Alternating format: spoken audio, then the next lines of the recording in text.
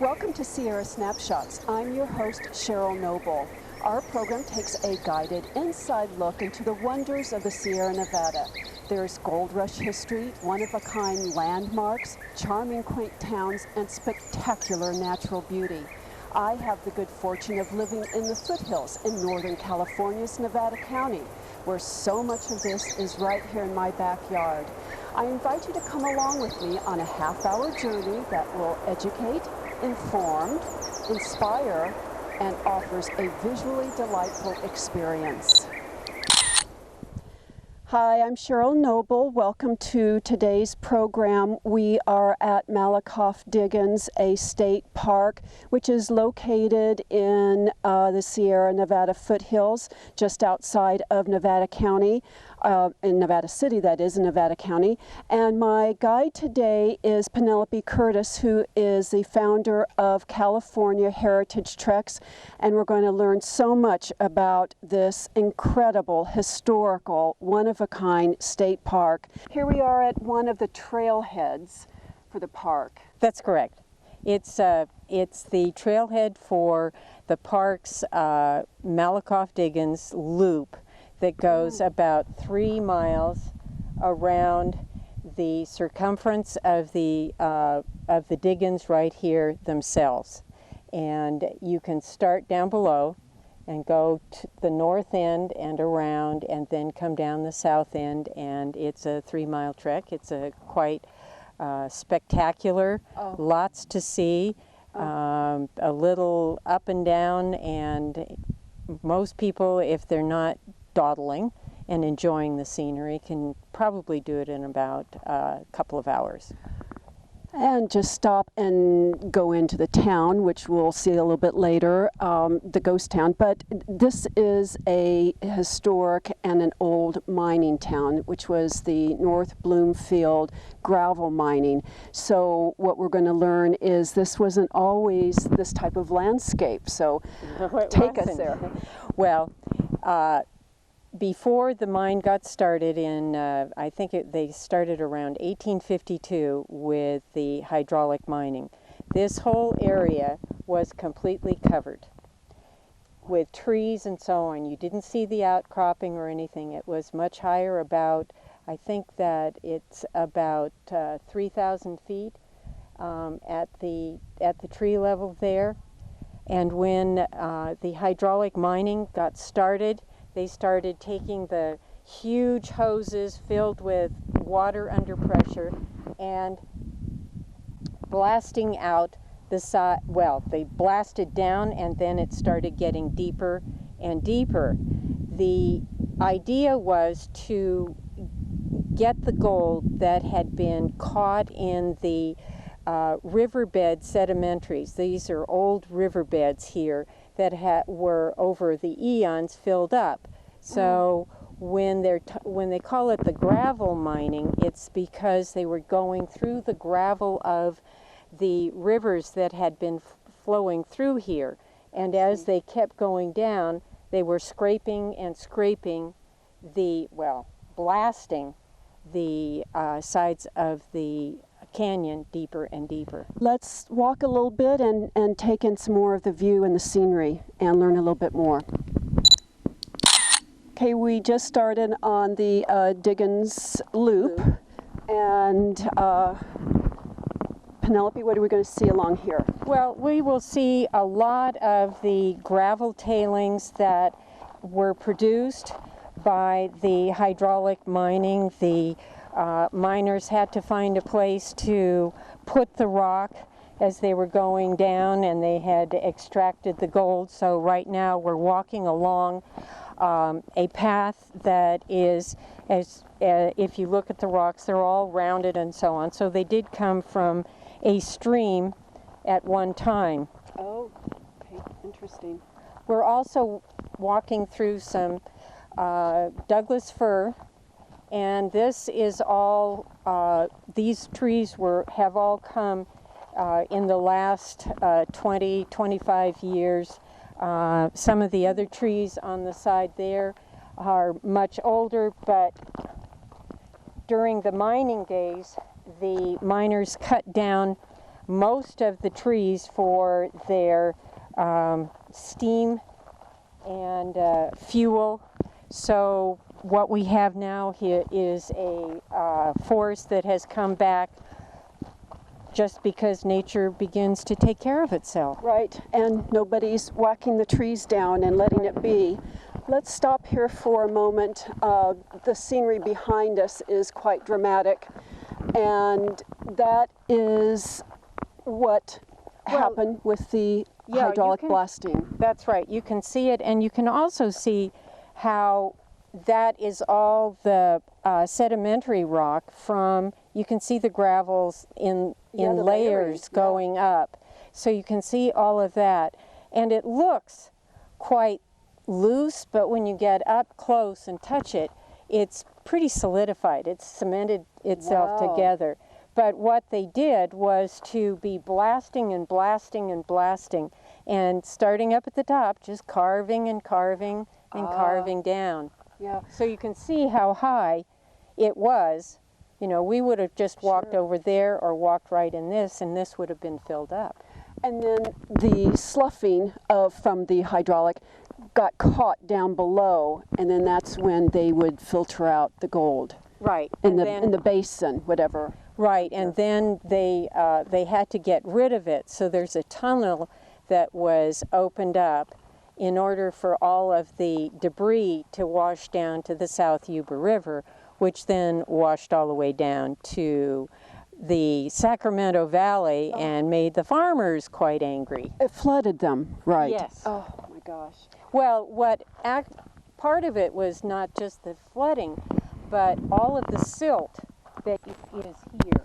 That's very fine. It's fine, and what this all did was to Very flow fine. into the Sacramento River, which had steam commerce, the ships going up and down. The steamboats couldn't go up carrying cargo from San Francisco up all the way to Redding. At one time you could get to Redding. That started to fill in, and then the Delta started to fill in. Of course, that changed a lot of the ecology. Yeah. And then they really got upset when the San Francisco Bay was filling up, and Golden Gate almost was not a passage into the bay because of all of the silt. So, all the way from up here, how it impacts so many, so much landscape, so many hundreds of miles away. And about how many, was this over 100 years ago that this happened?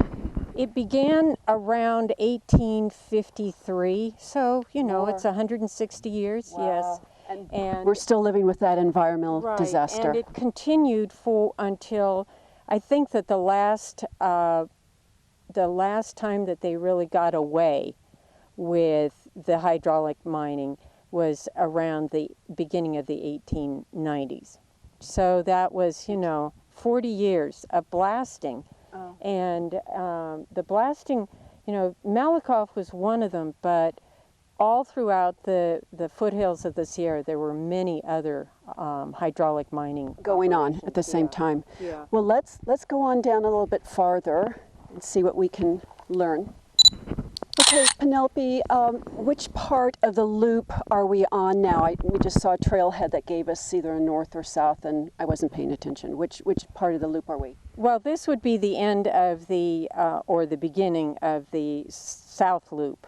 Okay. And if we were taking the North Loop, we would start over there and move around, and the trail curves in and out of those various escarpments that we see across there. So you go in and out. If you take that trail in the spring after a wet year like our last one, the trail disappears. It's flooded out? Flooded out, yes. The last winter was so extraordinarily wet that a lot of this area filled up. It hadn't been full for many years. And you can see the abundance of the sedge and the cattails, the tule. Right. Normally, in a place other than we were discussing how quiet it is, normally there'd be red-winged blackbirds in here. Sure. Because they like this kind of environment, but not here. So this is the wetlands that was created in the basin as a result of the hydraulics again. Right, right. This is all part of it. And, you know, the water flows down from all of these areas that are have been carved out. That are exposed now. Exposed, but you can, the water is coming from up on the ridges above and then comes on flowing on down. And at the east end here, there's a rather large river that's flowing in the springtime, flowing into it. It's very shallow, but it does come in, and it's quite magnificent when you're looking at it in a strange way. Well, that's where we were saying this is a double wow. Right. The beauty, if you will, is eye-catching, but the other wow is how it got its formation. The hydraulic that just was an environmental disaster, and as a result of that became law. That was the turning point, the legislation. I think it took about 10 years, but it finally became law that that effort could no longer be used. So it made an environmental difference. It did. It was passed into law in January of 1884. It was the first environmental law in the state of California. So Californians were thinking about the environment and saving the environment way back then. John Muir was one of the, the early proponents of maintaining natural spaces, but that was the first law that came in to mitigate the effects of the sediment and debris. Let's take a look at something else before we close out the program. Okay.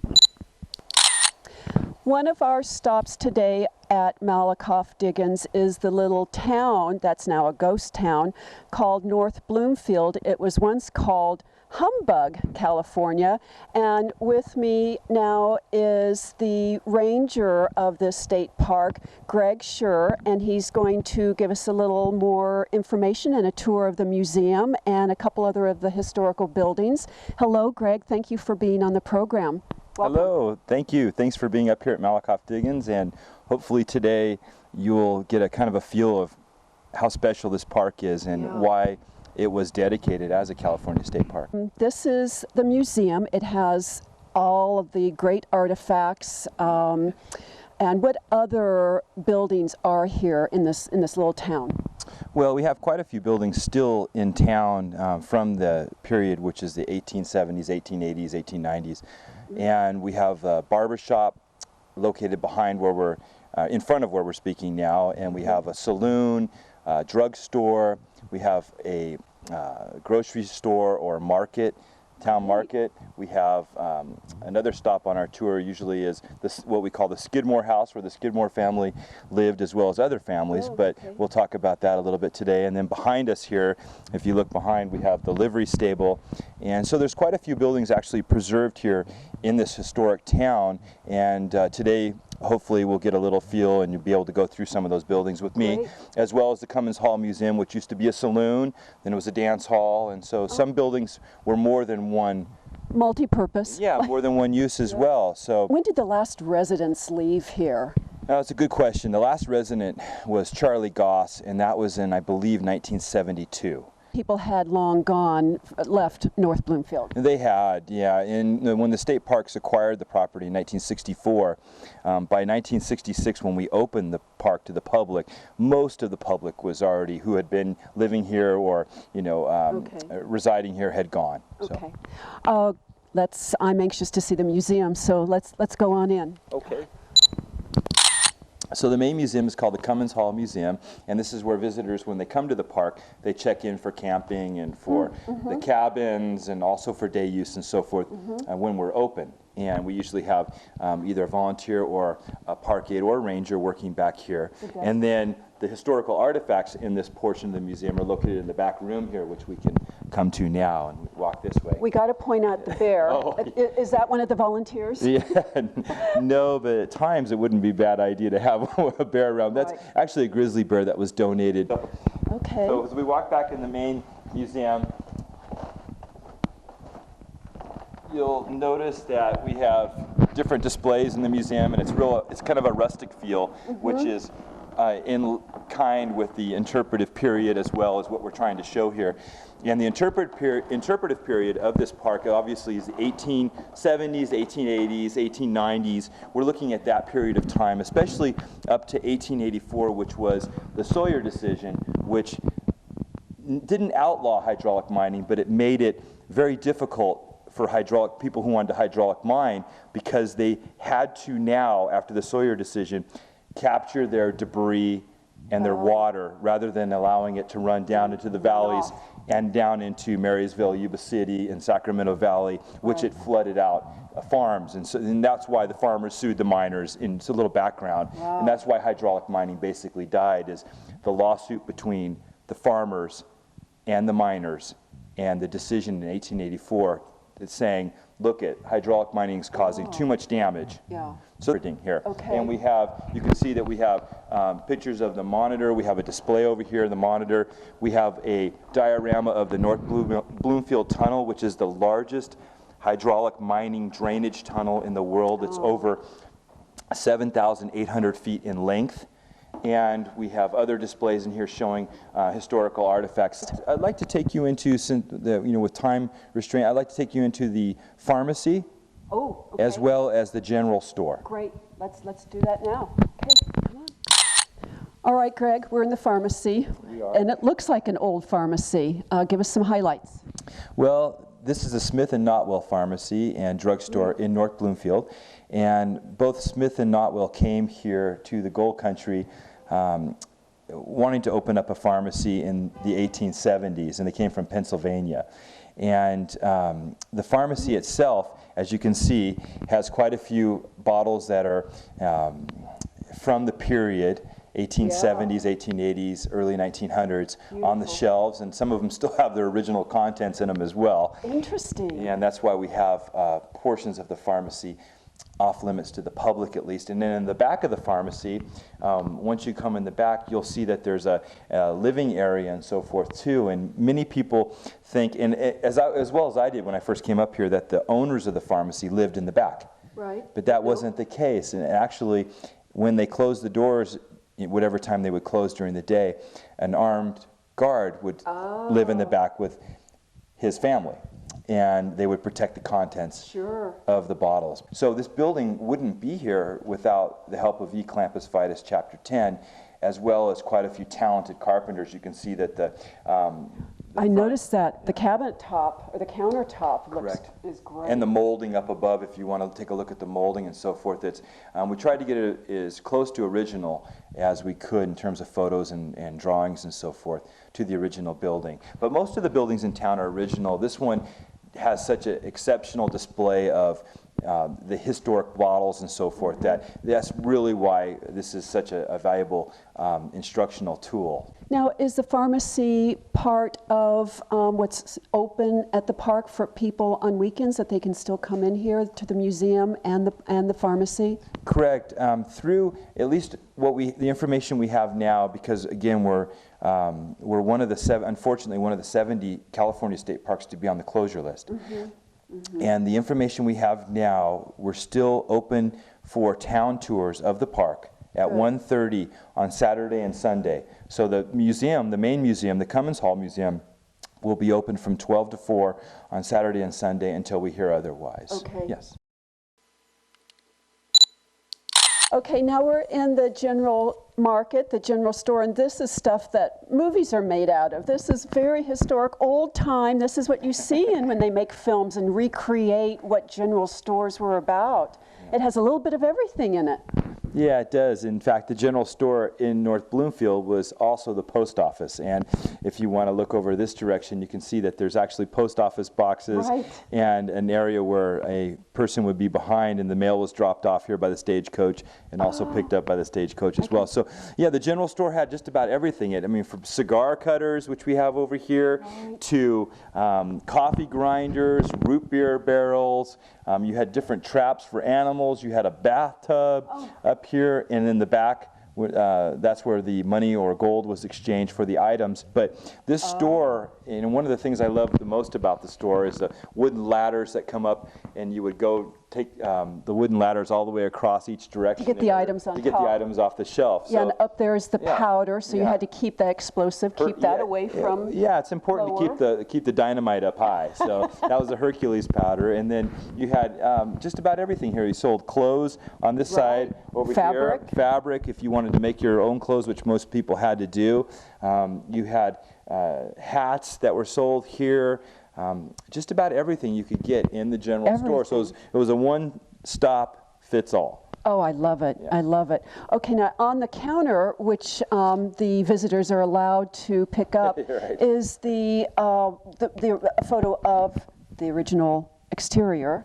Yeah, this is a photo of the general store before State Parks acquired the property, and just after, actually, we acquired the property in 1964. And it shows an old gas pump outside that was obviously removed, but it shows the building basically boarded up and in pretty bad shape. And one of the portions of State Parks that has been one of our guiding principles is historic preservation and reconstruction. And so using the original building, we've tried to make it as close to authentic as possible. And what year did you say this photo is? Circa? Circa 1964, 65. Okay. Yeah. Great. Well, let's go back a little bit farther. There's so much to see in here.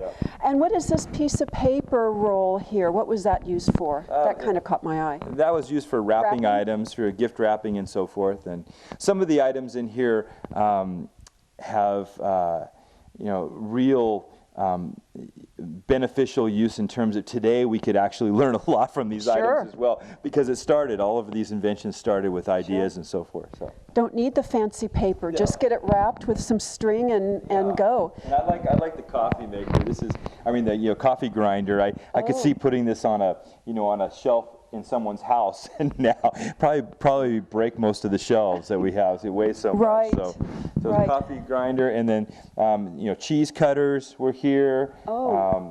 Look at that. And it has the dividing places for the wheel of the cheese, and then it's just, then you know where to cut it. Interesting. Yeah, and then also in the back portion of the museum, you see some for doing laundry and so forth, and how you would do laundry without electricity. We didn't have, obviously, the washer and dryer, and so the laundry was quite a large chore back in the 1870s and 1880s.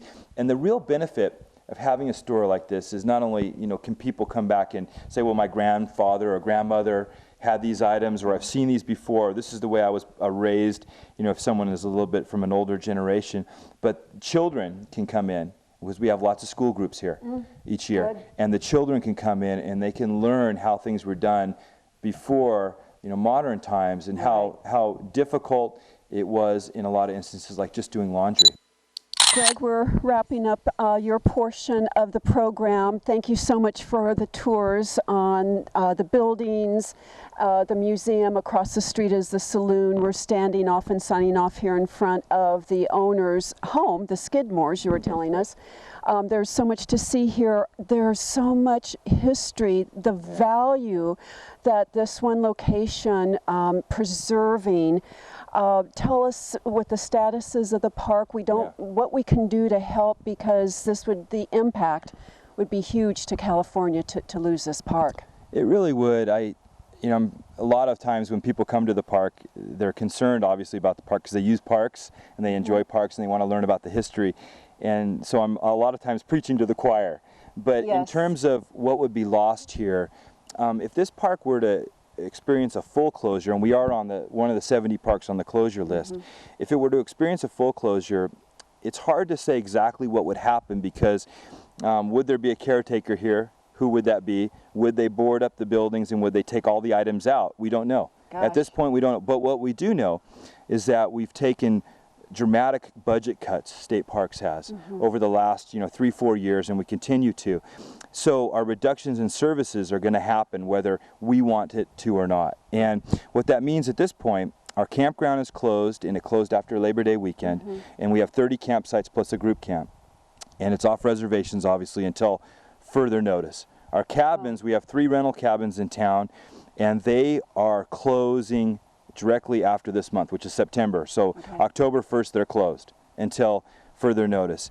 We have a school group program which is extremely full, and we have one of 12 environmental living programs in the state that we offer here. It's only one of 12 where children, 4th grade children, learn about Gold Rush history, but they come here and they stay in the park. Oh, nice. They either stay 1 or 2 nights in the park, they experience the park, they learn about the history, and the value of that cannot be understated. We will lose that if we do not have school programs here if this park closes. It's an amazing program. We're already full for next year, and we'll have to contact all the teachers as well. We have day use programs that come up and learn about, and they tie right into the curriculum, the 4th grade curriculum, so we're losing that. Thank you so much for your time. I know you've got a lot to do, and I hope you're still here next summer with all those educational programs. You do a great job. Well, thank you, and we really appreciate you coming up. Thank you very much. Welcome. And the important part is that the parks stay open no matter who's here. The parks stay open for the public and for the education, tying it into the 4th grade curriculum, and so people learn about what happened during the gold rush, and that we can improve as we go on as people. We're going to go back out and take in more of the natural beauty that's here at Malakoff Diggins. Thank you, Greg. You're welcome. Okay, we're taking a little rest, or at least I am. 3 miles can wear you out, and because you stop for all the scenic views, and we're at the South Loop, Penelope was telling us. The North Loop has a higher elevation. So we need to sign off. Penelope, any thoughts on Malakoff for hikers wanting to come out and day use people? Well, for hikers, day use or camping, coming out a couple of times, there are plenty of trails to follow. You can spend hours or days doing it. The one thing I didn't point out is that above the Diggins here along the North Rim is another trail that goes around and then eventually ends up in North Bloomfield. So you have a number of trails. There's also a trail that goes down along the Humbug Creek to the South Yuba River. Oh, great. And that's a dramatic drop in elevation. So you have to be, I would say that's probably a strenuous hike, so you have to be in pretty good condition coming up. Have to pick me up at the bottom of the hill. Or take your inner tube and float down to Edwards Crossing. I like that. Well, thank you so much for your time and expert knowledge and giving us a VIP tour of Malakoff Diggins, an environmental disaster that has become a nice trail for us and visual wonders. It's a gem, historic gem. There's so much here. All right, thank you for joining us today. We'll see you next time. Bye.